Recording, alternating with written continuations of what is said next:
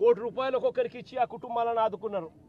ఇప్పుడు ప్రభుత్వం చేసిన తప్పిదం వల్ల ఈ ఘటన జరిగితే అసలు ఆ కుటుంబానికి నువ్వేం చేస్తా ఉన్నావని చంద్రబాబు నాయుడు గారిని అడుగుతా ఉన్నా. ఒకటే చెప్తా ఉన్నా, వీళ్ళు ఇచ్చినా ఈకపోయినా కానీ చనిపోయిన ఈ కుటుంబాలకు గుర్తు పెట్టుకొని మళ్ళీ మేము అధికారంలోకి వచ్చిన తర్వాత ఈ కుటుంబాలకు ఆ కోటి రూపాయల బ్యాలెన్స్ వీళ్ళు ఇచ్చినారు. మిగిలిన బ్యాలెన్స్ డబ్బు మనం ప్రభుత్వం వచ్చిన తర్వాత నేను స్వయంగా ఇప్పిస్తానని చెప్పి కూడా చెప్తాను.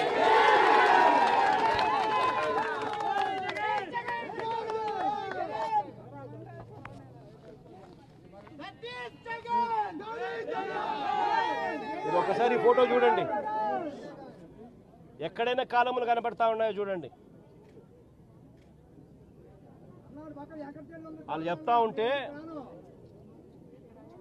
గోడ కూలిపోయే పరిస్థితి వచ్చినప్పుడు గోడ ఫ్లెక్సీ మాదిరి ఊగిందంట. అంటే 70 అడుగులు గోడ, ఒక ఫ్లెక్సీ మాదిరి 10 అడుగులు గోడ, 70 అడుగులు పొడవు ఫ్లెక్సీ మాదిరి ఊగిందంట.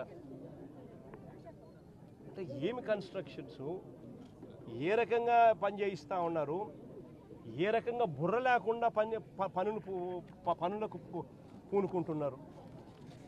ఆలోచన చేయమని చెప్పి అందరినీ కూడా కోరుతా ఉన్నా. చంద్రబాబు నాయుడు గారిని కూడా మానవతా దృక్పథంతో ఆలోచన చేసి జగన్ ఇచ్చే లోపలనే ఆ కోటి రూపాయలు ఇచ్చి ఆ కుటుంబాలను ఆదుకోమని చెప్తా ఉన్నా.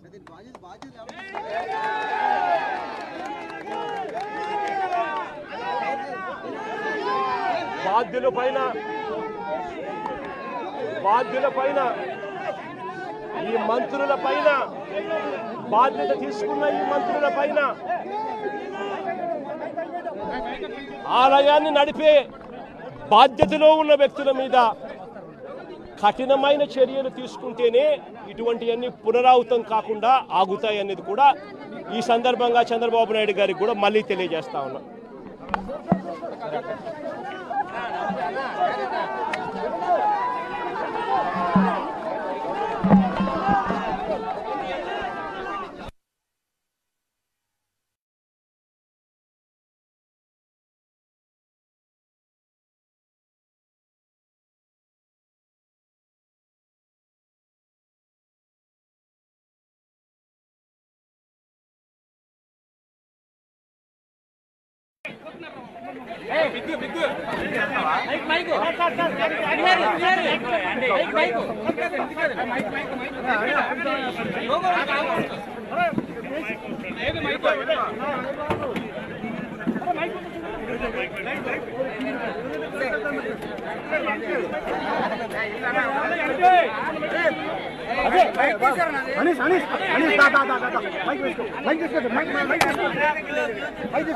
ఇంగ్లీష్ మాట్లాడతాం.